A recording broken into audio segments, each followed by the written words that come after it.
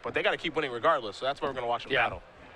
Yeah, there's no real point to stopping and thinking about that right now. It's like, you are 5-1. That is the case. Just play on, and whatever happens, happens. Brian's creatures, he does have 3 Vanillion Clicks and 2 Stoneforge Mystics, does have the Batter Skull in his main deck. He's got Jaces, no Entreats. He actually hates Entreat, maybe more than you do, as Spell Pierce will take care of Nather Vial. He does have that in his main deck, though. Yep, and that's really important, winning the die roll and being able to pierce that Aether Vial as opposed to having a potentially dead Spell Pierce. The Mighty Sensei's Divining Top. This is a Stoneforge Mystic. We will see if this will resolve for the reigning world champion, Shahar Shenhar, and it will, so it's time to search. You see the GT, he's going by that. Again, he does have a Batter Skull and I think a sword in there. Sword of Fire and Ice, and I like that one. But, you know, Batter Skull also fine. Don't know if he has a sword in his hand or if he just feels like trying to set that up against Miracles is a more risky play than simply creating another separate threat. Brian going to search up an island here with his Scalding Tarn. I imagine we'll see a spinning of the top here in just a moment. So Brian again has been playing this deck for some time. Actually, he's got a couple top 8s with that, of course. But no wins yet. No wins. I don't think that he has a win. He hasn't won an Open Series event. He's been really good at getting second. Yeah. But he actually hasn't won one of these things. He's top 8, I don't even know how many. Yeah, I was really good at getting second for a while there, too. And it can be painful, so I understand. I feel his pain. Got to close it. Close it out. Arid Mesa and Scalding Tarn are in Brian's hands right now. He drew a copy of Force of Will. He's going to draw a card with top right now. Interesting. Going to play a Arid Mesa, sacrifice this. Let's see what he's up to. Generally, that signifies that he has an additional copy of top. Okay. But in this case, it could just be like he wanted the land, he wanted the Force of Will. This is 3 mana.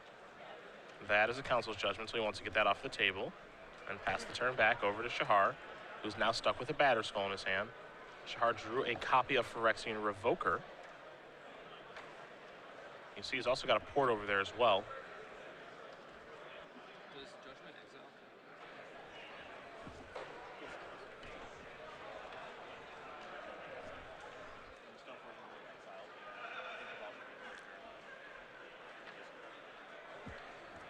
Shahar is deep in the tank.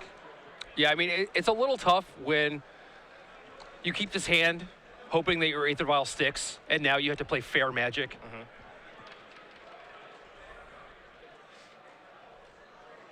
I imagine that Shahar would love to just, you know, be vialing out threats while also porting BBD, but instead now he's going to play a Revoker, and Brian is going to aggressively counter that. So it's pretty clear to me Brian wants to keep the board clear. It feels like maybe, and here's some other runes, maybe he's, you know, wants to keep the board clear so he can resolve a Jace, not have to worry about anything. Yeah, Jace, or maybe if he does have this backup top, you know, like maybe he thought that Shahar would name that, but. There's a Stoneforge Mystic after playing a Scalding Tarn. So I don't even know if he has a backup top. Yeah, maybe not. He's going to go get a Batter Skull. Okay, there it is. There it is. Boom. It's like, I'm pretty sure he does. And there it is. Yeah, based on how the game has went so far, everything kind of points to that, right? So Brian with just 1 card left in his hand, and it is that Batter Skull he just searched up. See the Tarn in play. That'll give him a reshuffle on the top when it's time for that. Shahar with just a Mother of Runes, even though it is active now. See the Swords of Plowshares in Shahar's hand as well. And that's certainly a good answer to Stoneforge Mystic, but again, you don't necessarily need to activate Mystic to put Batter Skull into play. It does only cost 5. That's kind of a bargain. We have different definitions of bargain, I think. You were thinking Yawgmoth's bargain. Yeah, that's a Magic card.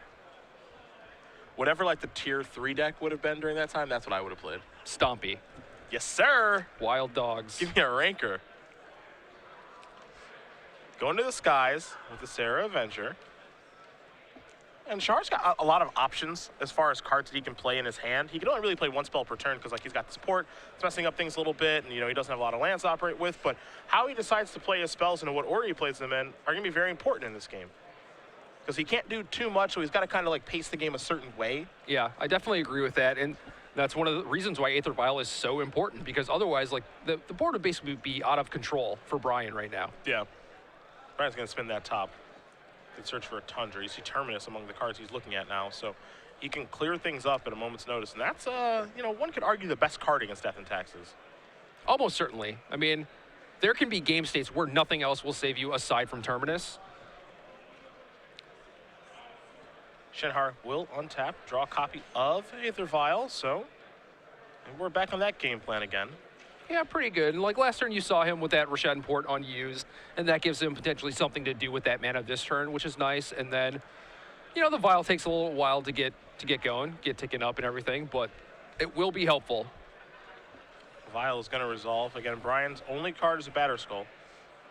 And now here's another copy of Sarah Avenger. You can see Shenhar's hand. It's got a Batterskull hanging out. Flicker Wisp over there as well.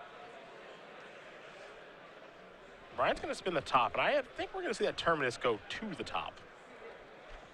Yeah, that definitely wouldn't surprise me. And what that means to me is I wouldn't be surprised if Brian doesn't actually even put Batterskull into play this turn. Right. There's almost no reason to. Yeah, it's kind of pointless if you're just going to sweep away your germ. And so Brian says, all right, with that Ooh. move, look at this guy knowing how his deck works. Yeah. Upkeep, activate Stoneforge Mystic. Response, draw a card with top, cast Terminus. That resolves. Then Stoneforge Mystic resolves. That comes into play. And he hasn't drawn a card for the turn. Correct. But I think I know what it's going to be. Might be a top with a mana open. Yeah. That's a pretty good sequencing. It is. That's a pretty nice play. You know, Dan Monster showed us some of this stuff earlier, and BBD has shown us another side of it. You're telling me you don't want to be doing that to people? Is that what you're trying to tell me right now? It looks like a lot of fun. That was like the most adorable turn ever. Yeah, it was pretty good. And well, I don't know. Maybe I don't want to play with a BBD Batterskull token, and maybe that's why he plays Stoneforge Mystic in his deck. The truth has been revealed. Finally. If I did, I might have to sneak some Dark Depths action in there. Yeah, I understand. Intuition for that, and alone, and go down that again. Flicker Wisp says, get this thing out of here. So, Brian's going to spin that top. It was a nice play, but Flicker Wisp kind of blew things up a little bit here. Yeah, it's like, well, that's cute. Kill your germ. Yeah, pretty much. Yeah, Flicker Wisp was like kind of like this weird value card in this deck, but I mean, it was pretty good here as Brian's going to cast a Brainstorm. And I remember, you know, people, we weren't live when this happened. We were talking to Brian in between the last round about like how he likes to play Miracles, and he's like, basically when I have a top, I don't want like any cards in my hand. Yeah. And you can actually see him demonstrating that right now. Like for him, it's not about card density, it's about card selection. He's going to cast a Preordain now too. Like for most of this game, he's been without like very many cards because like I have a top, so I virtually have 3 cards in my hand at all times. They're just on top of my deck. Right. And you saw that when he aggressively went after that Phyrexian Revoker using Force of Will, and it's like, if, you know, granted, Shahar is a very accomplished player, current world champion. Can't argue with that, right? The way Brian played that game, it was easy for us to suss out that he probably had a backup copy of Sensei's Divining Top. And if Shahar had that Revoker and had named top, BBD wouldn't have been able to set up that Terminus. He wouldn't have been able to do a lot of things. And it also kept the board clear. It gave BBD some breathing room. Shahar's going to take the Vial up to 2. He's going to come across for 3 here, so Brian's going to go down to 10. Does have a Mirran Crusader in his hand now. As great as everything is Brian's doing here, Force Will, that, Terminus, this, with that in the stack, put my, you know, Batterskull to play. I know all the functionality of my deck. I mean, he's at 10, and Shahar's beating down flyers, and Shahar is not doing anything impressive. You know, he's got like Vial. I don't think he's activated that port once. No. He's got like, you know, kind of a crappy Flicker Wisp in play. Like, Brian is in some trouble here. And now he's activating Aether Vial, and it's like a very innocuous thing to do, right? Like, hey, can I put in this 2-drop?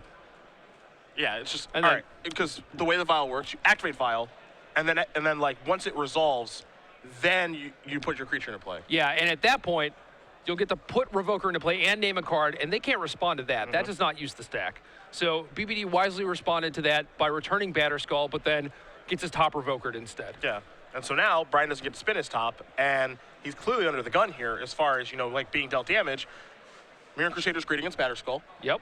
So really can't block that. So we've got like 4 damage at least coming through on the ground and 3 coming in through the air if Shahar wants to make that attack. Shahar also has a Source of Plowshares in his hand to get the Germ token off the table if he wants to take that route as well. So, and don't forget that Brian can't spin his top now. So if he, you know, set things up beautifully and there's Terminus on top, things go really well. But I think Shahar's thought is like, I don't think he really has that. Yeah, and Batterskull's not that big of a deal. So top is locked down. Crusader's looking tough. Flickerus is coming in the air. Again, Shahar hasn't done anything really all that impressive this game. If you think of what he's done, he's played creatures, gotten Aether Vial countered, and that's really about it. He even got Terminus. Yep. He got, well, I guess like 3 for 2'd, but. I mean, but those flyers were important. Those were given the clock. They were. Death and Taxes won't really impress you, but it will beat you. And here's a Flooded Strand, and there's a Batter Skull. And I really bet BBD would have loved to have an active top, considering he also had that Flooded Strand. Yes. That Flooded Strand may have been left on top of his deck with the intentions of, like, immediately sacrificing that. Even Mind Sensors to draw here. Cute against the Flooded Strand. Not the worst. Shahar might be in the territory now where he doesn't have to attack with the Crusader this turn. He just attacks for 3 in the air, puts Brian down to 7 because the attack with Crusader and Flickerus next turn is lethal. Yep. So just kind of hang tough here. Yeah, if you do attack with the Crusader, BBD gains that life right back from the lifelink, so. And you can see Shenhar's hand right now, and he's going to go reaching for the Flicker Wisp. In the air he comes. Brian's going to go down to 7. He's got the Mind Sensor, he's got his swords, he's got a Batter Skull. And he can, like, pretty comfortably pass the turn back. Don't know if he has any interest in activating Port because Brian has so much mana. Yeah. And there's a Terminus. Okie dokie.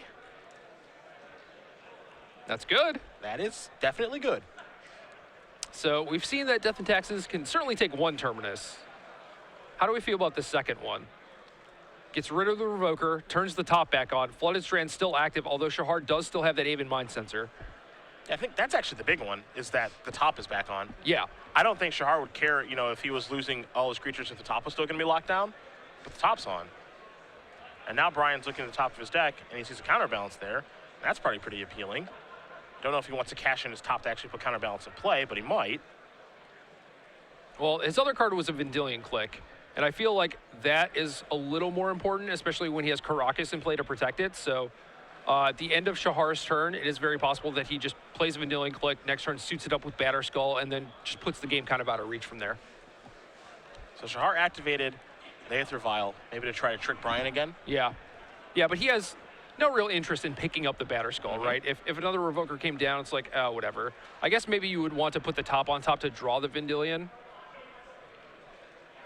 So Mind Sensor is going to come into play. Shahar's going to play Karakas, is going to come across for 2 in the air. And the Karakas is a great draw for Shahar because it prevents that click from actually dealing him any damage. Yeah, know when you think of, you know, Vendilion Click with Karakas, you know, that person has those 2 cards in play together. Right. And they're having a blast with that. But, you know, actually Shahar gets to maybe use this on his, you know, on Brian's V-Click to keep pushing through damage. So Brian's going to cast Vendilion Click here with maybe the intention of trying to trade. Now, Shahar is looking at the Source of Plowshares, but Brian can say, all right, well, I'll just bounce my guy. Right, and then we'll try this again next turn. Yeah. So Brian says, I'll V-Click, target you. See a Swords and a Batter Skull. Brian will record that information. We'll see if he wants to take a card to allow Shahar to draw a mystery card. Yeah, neither of those super exciting right now. Shahar is 1 land away from casting Batter Skull of his own, but the Swords is, you know, you cast the Swords, you tap a Karakas. That's effectively what happens. So Shahar waiting patiently. It looks like Brian said you can keep those. So we'll get that out of the way to keep pushing through 2 points of damage.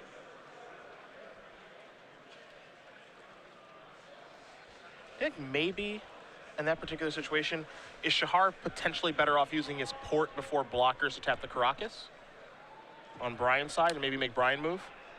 I mean, there's some merit there if you, I don't know, I feel like if you're in Brian's spot, you want to trade there. So if Shahar just taps your Karakas, you're just like, whatever. Yeah, I think there's like the potential where Shahar goes tap your Karakas and Brian says that's fine, and he's like, okay, Swords it. Okay, Get out of yeah. the way. But I don't know if that's the best use of Swords there either. It's kind of tough to say. Brian is going to redeploy his Vendilion Click as Shahar did tap his Karakas on upkeep with the Port, and then he plays a top off the top of his deck, which he knew was there, of course. Now he's going to spin it to get a look. Again, I'm going to look at a counterbalance and a couple of other cards. There's a Brainstorm there as well.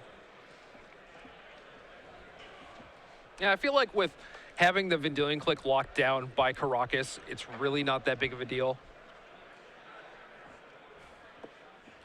And you might want to break up Brian's Vendilion Karakas combo if that combo had the potential to kind of like tear your hand apart and just like take your good cards every turn. But since BBD was willing to leave Shahar with those cards, I don't think he's that worried about it. I believe that was Karakas number 2. Yep. Now, due to the new legendary rule, Shahar can still play Batterskull. I'm not sure how great Batterskull is in this situation, but it is certainly an option. Yeah, I feel like now he doesn't really want to take the shields down and cast Batterskull because then that gives BBD a window to like suit up the Batterskull on the Vendilion click. So he says, get that out of the way. Coming across for 2 puts you to 3. So you should try to chip away. Yeah, we'll just play this game. 2 more turns of this. And to be fair, I mean, Brian has like this weird way of clearing his top, which is take 1 of Flooded Strand. Like even if he misses like with looking at the top 4 for the Strand, he still shuffles his deck. Yeah. So he has like a kind of like a backwards way to change what the top of his deck is if he needs to do that. Yeah, but cracking the Strand is kind of dangerous here. That puts you down to 2 life, and then that's the 1-turn clock. With shaves a turn.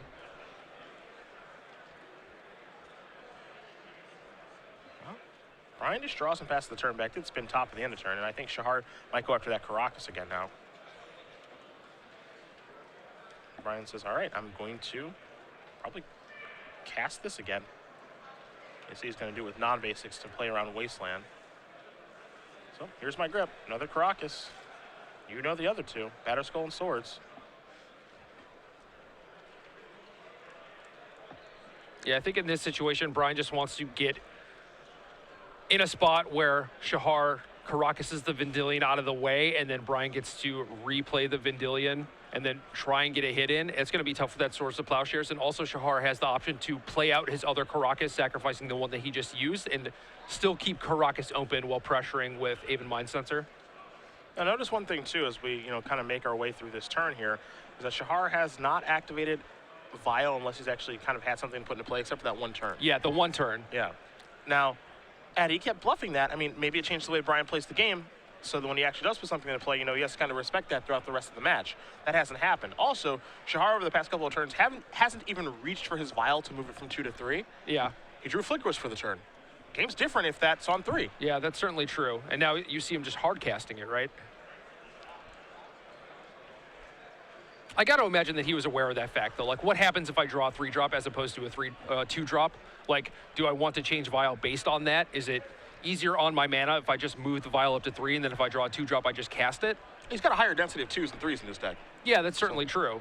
So it makes sense why it would be on 2, but at the same time, like the 3 power creatures, or the 3 mana creatures that he has in his deck, the Crusader, he has 2 of those, which is like a lethal attack. And Flickerwisp, he has 3 of those, which is lethal attack as well. So. Yeah, and the Singleton Aven Mind Sensor, which is already in play. So Flickerwisp is going to come down here.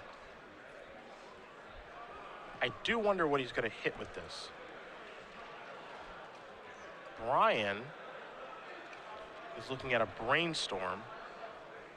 So I think if you're Shahar, your plan is to get that click out of the way instead of having to Karakas it, because BBD can just recast it. Makes sense.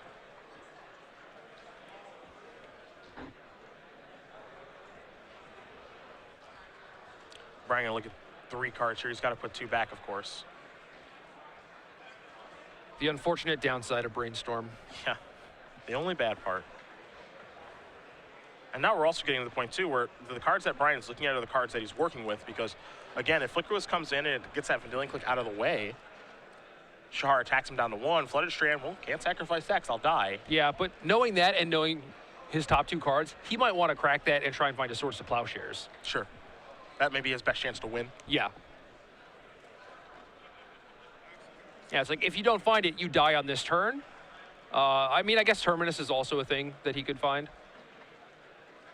Oh, no, he can't because he Brainstormed. He already drew a card this turn, so Miracles are not live. Only got 2 more to draw, too. But if he could have found one. Right. That window is closed as well. Yeah, so it has to be Swords to Plowshares, exactly.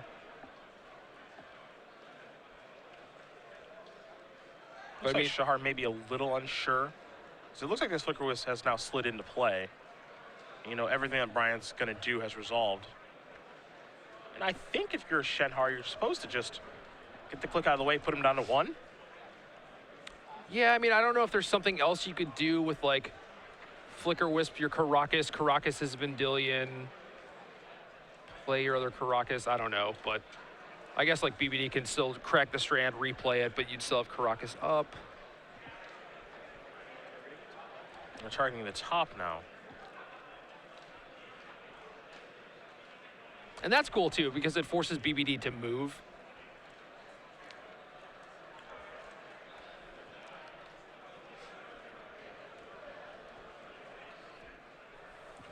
And now, since Brian did spin the top, now Shahar is safe, to Karakas, the click to push through the 2 points of damage. Yeah, exactly.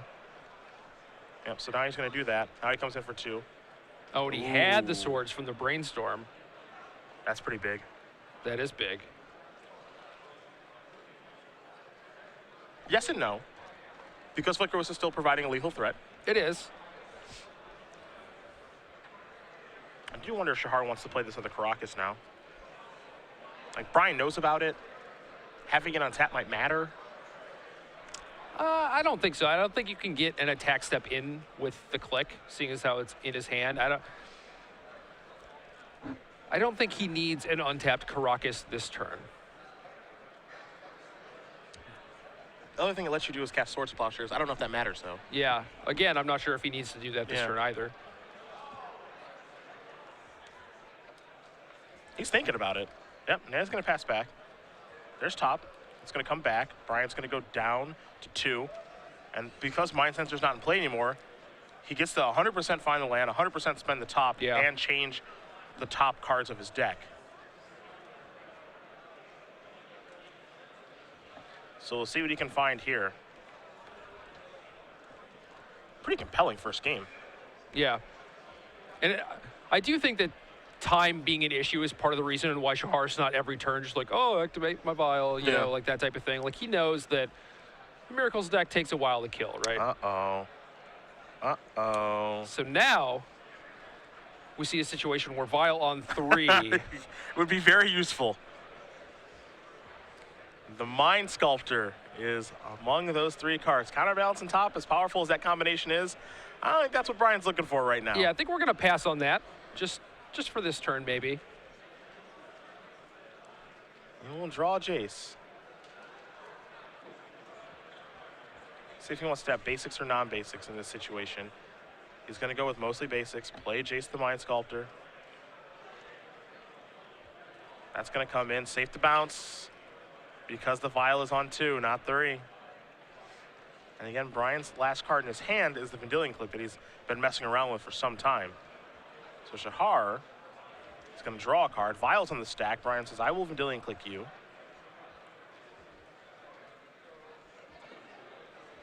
Trust me, it does not take long for Jace the Mind Sculptor to take over a game. No, but Brian is still in a tricky situation. At 2 life, Shahar's Karakas is keeping his Vendilion Click down, making it so he can't ever suit it up with Batterskull. So I think what you're going to see is BBD hoping to fade a creature in this next turn, pick up the Batterskull, replay it, try and get a hit in with that. Note that Vial still stayed at 2. There's the Batterskull, Sarah Avenger over there.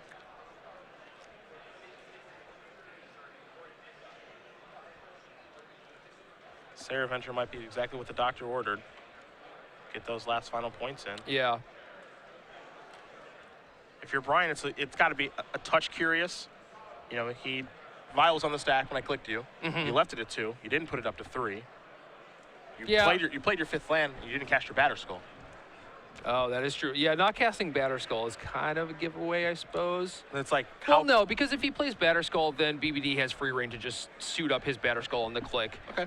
So that doesn't look suspicious. Not moving the Vial up looks a little suspicious, but again, it's one of those situations where Shahar has way more 2s in his deck than 3s. So it looks like Brian was going to draw a card, and then Shahar said, hold on a second. Now I might want to port some things. So he's going to go after some lands here. see which one he wants to start with. It looks like Caracas. And I like this. I feel like he is trying to constrict BBD's mana, make it so that he can end of turn Caracas the Vendilion, put in the Sarah Avenger, untap, try and attack with that, and BBD won't have enough to like play Vendilion, get a Caracas, and then replay it again. Especially when Shahar has the backup Caracas too. Yeah. He's having one hell of a time to get through 2 points of damage. That's what he's trying to do. Is get through the last 2. I mean, that's mono white for you, right? Like, no reach. You just have these creatures that fly. Brian's going to go down to 1. So fetch lands are basically off until he gains some life. I mean, he's got to get a little bit creative, obviously. Batterskull can help that. Swords of Polishing Your Own Guy can help that. But for right now, fetch lands are basically cold. He's had that Batterskull for so long. And hasn't done anything. Yeah, Shahar has done a masterful job making sure that BBD doesn't connect with that a single time. And he's just trying to sneak through those last few points. Brian going to spin it. Didn't get a good look at the first card. Counterspell is one of the cards. Counterspell, another top, and it looks like another Vendilion click. Okay. So not super exciting stuff. He spins again. Yeah, he drew a card for the turn, so now he gets the 3rd card deeper. Hasn't used Jace yet. Yeah, has not used Jace. But now he's only got 5 mana available, not 6. Right. Port could also, help that. Oh. It looks like he has used Jace this turn. Our fault. Okay, Jace then top. Makes sense. Okay.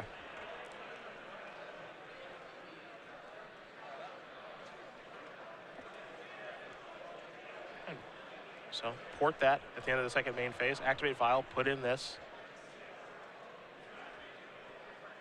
Shahar. Now do we see a Caracas activation?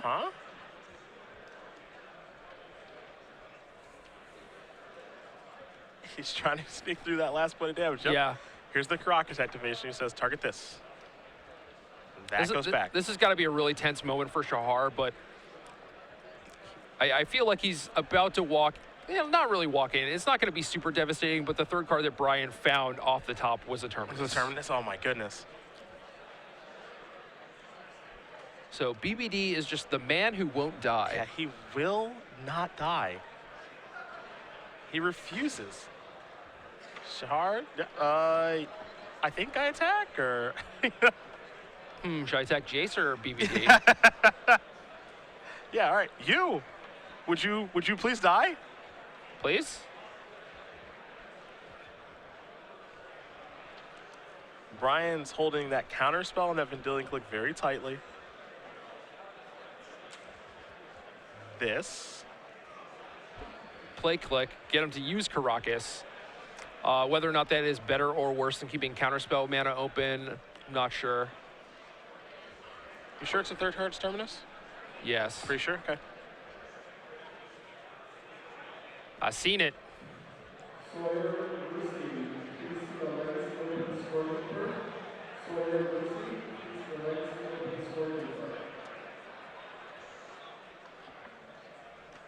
I think Shahar was thinking of something really awesome where he kind of hedges against Terminus by letting the click resolve, then porting the Tundra. And then the Terminus will take care of the click. Yeah. Kind of get him out of this nonsense. Yeah, exactly. Okay. He lets this resolve. And so what that does is allows Brian to take Stoneforge Mystic. Yeah, I think Shahar is very wary of Terminus at this point because he very easily could have just like vialed in that Stoneforge. But he would rather have a fresh card rather than something that's just going to get swept up by Terminus, even if it does give him an additional equipment. So Caracas this. Draw a card. Terminus. Not quite there yet. All right. That's going to go to the bottom. That's 3 Terminus that have been cast by Brian. And Shahar's mystery card was a Plains. Now, Shahar hasn't played a land yet this turn, but if his turn is just land Batterskull, that is not very impressive. It's not, yeah, especially against an active Jace. I Yep. mean, you can just bounce that token.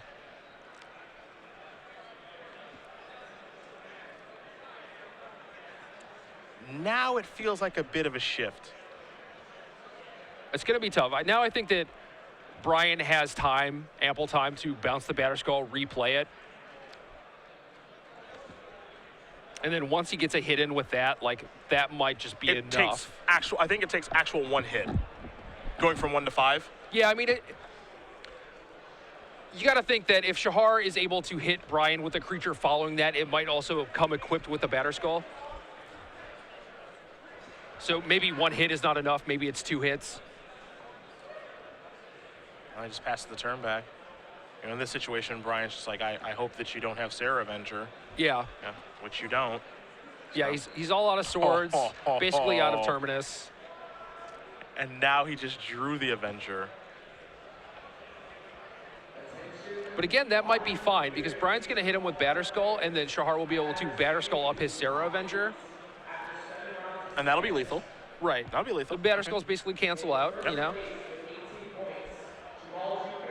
So still in it, somehow, some way. Somehow the mono white deck I'm pretty won't sure. die. I'm pretty sure both of these players should have lost by now, right? Like that's what this game feels like. Yeah, it really does. And so now, if you're Shahar this turn, again, Brian knows 2 of the cards in your hand. Ooh, what's this? Ooh.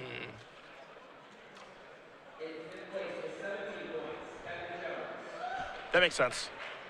Took me a second. That makes sense. So he casts this now instead of vialing because when he activates vial, Brian clicks him.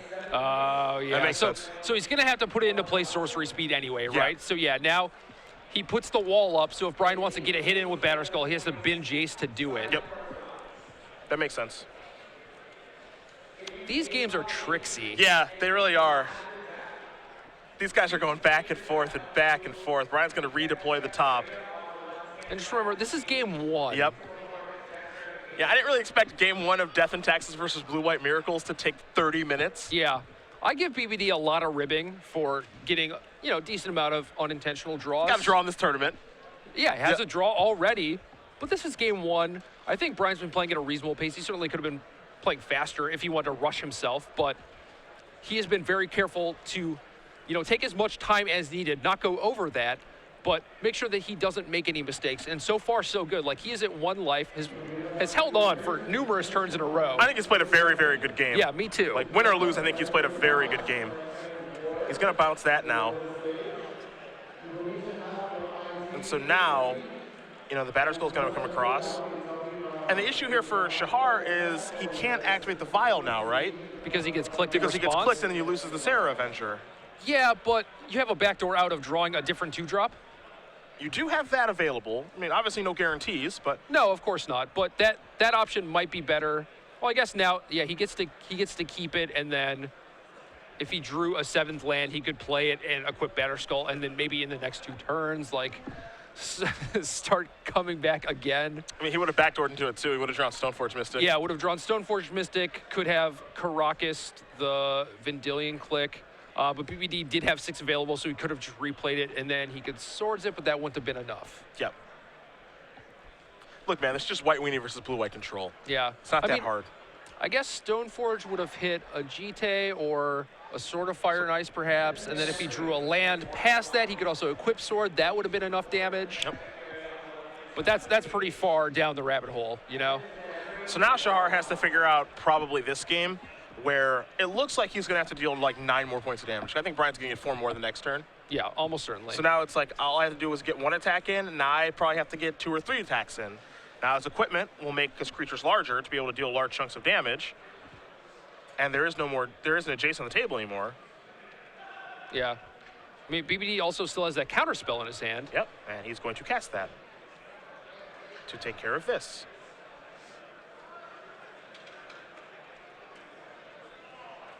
Shahar is going to deploy this. Again, he has to actually cast these cards instead of vialing it in because, again, when he activates Vial, Brian will say in response, playing the trigger Resolve, I will click you, I will take your Sarah Avenger, and I will hope that you don't hit another 2-mana spell to put into play. Yeah. This game is something else. Really is. Really is. Now Brian says, I'm going to activate my top in response to your Avenger. Draw a card. Is that a Force of Will? Yes. Removing Vendilion? Yeah. Guess we're done with that part of the game. Yeah, I mean, that's fine. He knows Shahar has both Caracas and Swords to Plowshares. The Vendilion is not much use to him, you know? Like, we could dance around the whole, like, you know, clicking him in response to Vile thing or whatever, or we could just get rid of the Sarah Venture completely. In for 4. Brian goes up to 8. Shahar goes down to 14. Brian gets to play the top. And now it's swinging BBD's way, I think. Yeah.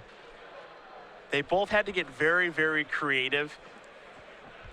Maybe Brian had to even more so, but Shahar's going to activate the port to tap down the Caracas. But if Brian wins this game, and Shahar now has 2 copies of Swords of Plowshares in his hand, it's been one heck of a display on how to manage your life total. Right. How to manage his Vendilion clicks, how to get the most turns possible out of the game to not die. And this is an example, a great example of someone playing a deck in Legacy to the point where they know all the ins and outs. Yeah. We saw like turn 5, you know, like the cutesy Stoneforge in response Terminus on my upkeep thing. But really, like, all the turns after that were just beautiful as well. And I feel like unless Brian had all this practice with his deck, he would have died like 10 turns ago. Absolutely. It's not even close. You raise your chance to win by those small percentage points over time the more you play the deck. Yeah. And you get all of those interactions in. And I imagine, you know, if this is Brian's playing this deck like maybe 5 months ago, where he hasn't gotten all those games in, instead he's maybe watching this game thinking like, I know I could have gotten one more turn out of this game, or like get to see one more card. Yeah. Maybe that one more card I got to see was the 3rd Terminus. What did I do wrong?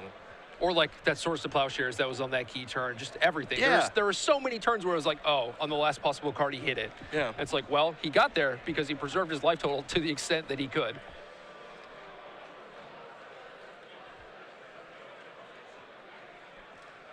So now Click is coming in, Batterskull's coming in. You see Shahar's life total dwindling down. He's at 7 now. Here's a Stoneforge Mystic. That'll allow Brian to shuffle his deck. He'll fail to find when he does search, which means that clears the top. Yeah, and he has a very light Stoneforge Mystic package in his deck, right? Just the one Batterskull, but it allows him to play his favorite creature in all of Magic, which is Squire. And that's true. And really, that's all that matters. But he does have another Batterskull on the board. That's true. I've heard many stories about how his opponents have not expected the second Batterskull. Brian will spin this top. Now there's a Swords of Plowshares among the cards there, but he's feeling pretty safe now. I imagine he's turned the corner. You know, Shahar's going to be able to activate ports and stuff like that, and maybe Caracas Vendilion Click, but life is pretty good here for BBD. He's going to Caracas back his Vendilion Click now. See Shahar will fire for Swords. He will. So that's not going to happen. A small victory there for Shenhar. Yeah. And he'll pick up his Batterskull. Mother of Runes, the draw.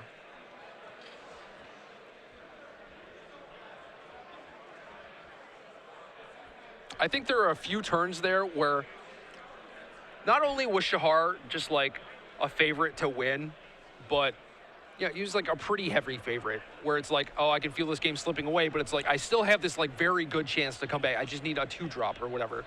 And now I think the game is at the point where, you know, you're probably safe to concede, but maybe not. I mean, like Batterskull plus Mother of Runes is kind of like the soft lock too, but Swords of Plowshares says yeah, that's not going to work.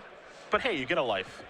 Yeah, you get a life, but Batterskull still 2-turn clock. If Shahar wants to block it and trade germs here, Brian has that Stoneforge Mystic to allow him to replay the Batterskull a lot more efficiently. You can equip over to the Stoneforge as well. Yeah, that's also true.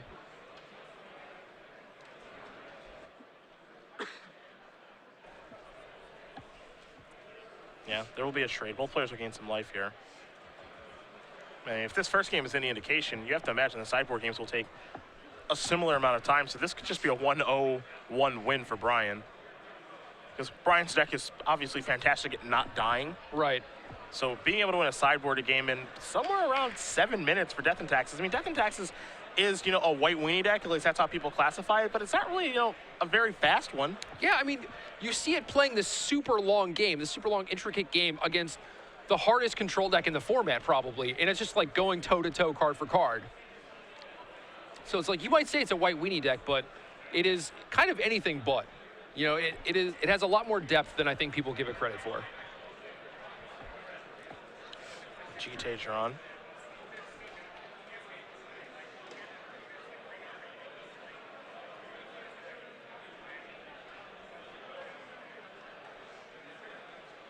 Shahar going to figure out how to cast this. Just like that works fine. Again, last card is the Swords of Plowshares in hand. We'll pass the turn back over to Brian, who will pick up and play. There that comes. Well, I think it's important to note that he activated Stoneforge in response, bounced the Batterskull. Otherwise, in response to the bounce of the Batterskull, Shahar could plow the Stoneforge Mystic. Yeah, that's the first time I saw that play was from Matt Hoey Okay. during an Open Series event. It took me a minute. I'm like, why would he do that? And then like it all just clicked in my brain. Yeah. Yeah. If the Stoneforge Mystic gets pathed, then you won't be able to cheat it back into play. So Right. it seems kind of counterintuitive to do it that way, but it makes sense. Yeah, it is the technically correct way to do it, assuming you want to play around various things. Batterskull's going to go back to Shenhar's hand and draws a copy of Thalia. Can Vial that in since Vial is on 2.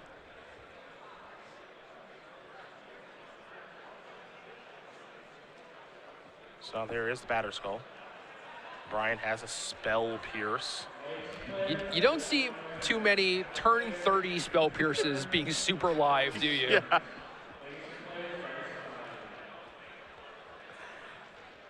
See Shahar's hand on his graveyard. I felt like he was going to pick up the rest of it and maybe move to game number 2. Yeah. I mean, 8.5 minutes left on the clock. That probably gives him enough time to win a game and then, you know, force a third game that they don't have time to go to. Yeah, and a second draw's no good, obviously. Right. You know, both these guys' goal is to make the elimination rounds. They're both fierce competitors, so a draw here is absolutely no good. Brian's going to untap those lands. He'll draw a card. Going to spin the top here.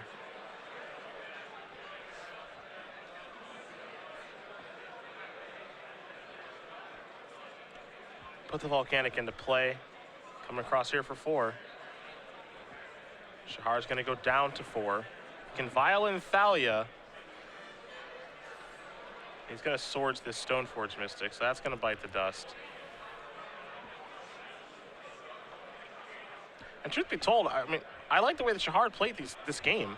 Me too. I just think he came up like, you know, Just a little short. I mean, Yeah. there were those 2 turns where it's like, oh, BBD found the swords. Oh, BBD found the terminus. it feels like he just came up, you know, a penny short.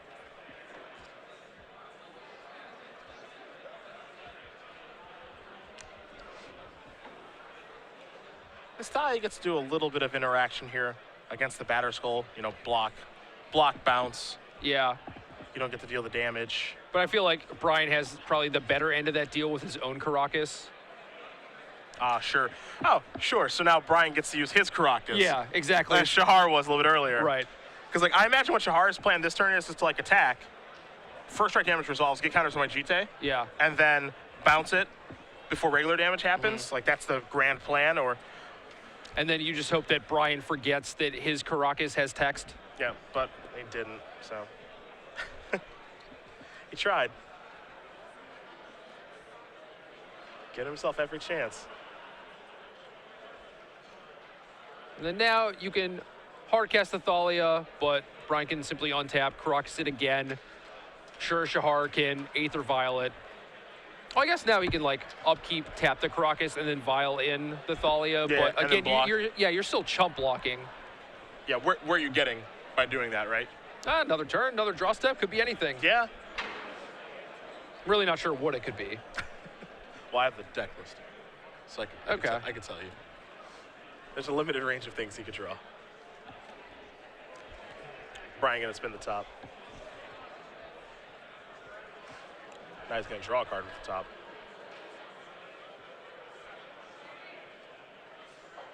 Looks like the other card in his hand is a top, yeah. Top and a fetch land. Yep. Clear it up.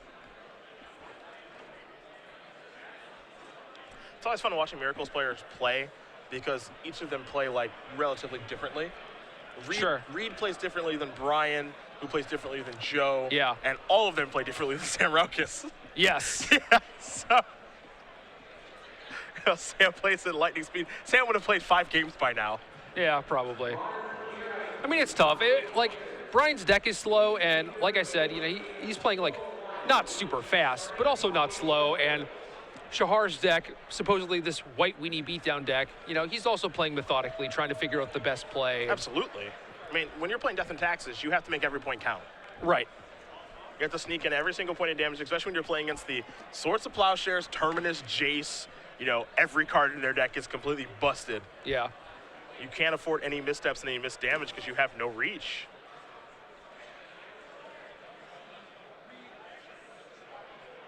Shahar activates. Activates Vial. What he wants to do is respond by tapping Karakas, and that's fine, you know. This comes in now. Use that to spin the top.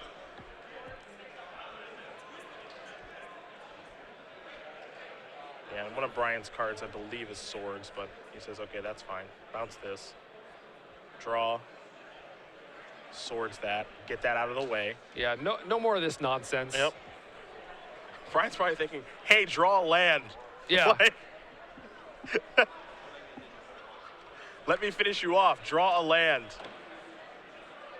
There it is. Brian Braun-Duin is going to win, you guessed it, game number 1 over Shahar Shenhar. Slightly less than 4 minutes on the clock. I'd say for an average game for Brian, that was one of the more quicker ones. Yeah. Blue White Miracles is up a game over Death and Taxes. We'll take a look at the sideboard here really quick. Again, you see the clock there in the middle, and time has been called regularly in the round, so we're not going to get very deep into game 2, but, you know, for the sake of us doing our jobs, and I'm sure you guys are interested in exactly what's in the sideboard, take a look at Shahar's really quick. Yeah, Shahar's got 2 Rest in Peace, 2 Aethersworn Canonist, 2 Grafdigger's Cage, 2 Cataclysm, which we were talking about earlier, 2 Pithing Needle, 1 Wiltleaf Liege, 1 Ghost Quarter, 1 Manriki Gusari, 1 Sunlance, and 1 Dismember. So, Needle is generally pretty good at shutting down Sensei's Divining Top. Cataclysm can just be outright backbreaking. I'm not sure where the Ghost Quarter comes in, but I don't think it's the deck with like 10 basic lands. No, definitely not this matchup. So everything else, you know, the sideboard has some very specific hate cards in it, and Miracles is one of those decks that you can't really hate out. So Cataclysm and Pithing Needle look very strong. I'm not sure about the rest. A Keranos, a Council's Judgment, a Humility, a Batterskull, another copy of Stoneforge Mystic, 3 Meddling Mages, a Pithing Needle, a Wear Tear, 2 Pyroblast, 2 Rest in Peace.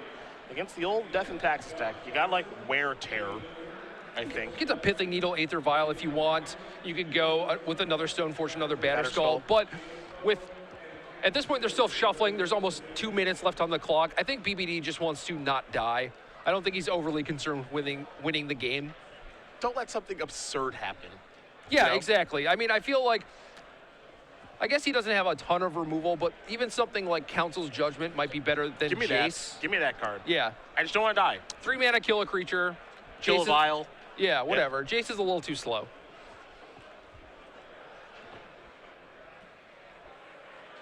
Man, if you're Shahar, I imagine he's going to go back and probably watch this one and think about, okay, where could I have gotten in a point of damage? If you're like a really competitive Magic player, especially like you and I are, it's like when you I feel like, you know, people know that feeling where it's just like you're at 1. Yeah. Why aren't you at none? Yeah. Where did I miss that 1? Like, what happened? It had to have happened somewhere. And Brian's going to mulligan here. It had to have happened. Where did I miss it? And that's just like, you know, the perfectionist in people. It's not like, oh man, I just couldn't do that 1 last point of damage. Oh, shucks. Yeah, that sucks. Yeah. But yeah, there are people like Shahar, like you don't get to be world champion without looking back on the things that you've done and being like, how can I do this better? Yep. And you got to imagine that game 1 where BBD was at 1 and then 40, and it took almost the full 50 minutes. Yeah. That is the one where it's like, I feel like something different could have happened that game. I just have no idea what it was. Thankfully, it was on videotape, and I can watch it. Yeah, I wish there was a way to I wish that feeling had a name where it's just I just know that feeling when you're playing an aggressive deck with no reach here. It's like, look, I know I screwed up. Yeah. I know I did. There's no way you could just end the game at 1. I'm always good for a point. Yeah. Somewhere. I don't know where, but. Mother of Runes to start things off here. We're underneath a minute. And Brian has a Flooded Strand that he can play, and he will sacrifice this. Source of Plowshares, get that thing out of the way. The thing, too, is, you know, Brian, these guys could play at lightning speed between, you know, fetching and, you know, naming cards with Revoker and taking a Vial and stuff like that. I mean, the games are going to take, I think a super fast game of this matchup would take 10 minutes. Yeah. Revoker will name a card we'll figure out what that is in just a moment. I imagine it's top. Yeah, and it looks like it is. top. We'll go for the fetch land gambit. Can't name land. Right, that's Needle, not Revoker. Yep. Good on you. And there is top. And it looks like that is time. I don't know if we have an extension here, but we will see that it's turn number 1. Sure, have Hatred in his deck? The old Hatred Horizon Canopy deck. Ever heard of it? Love it.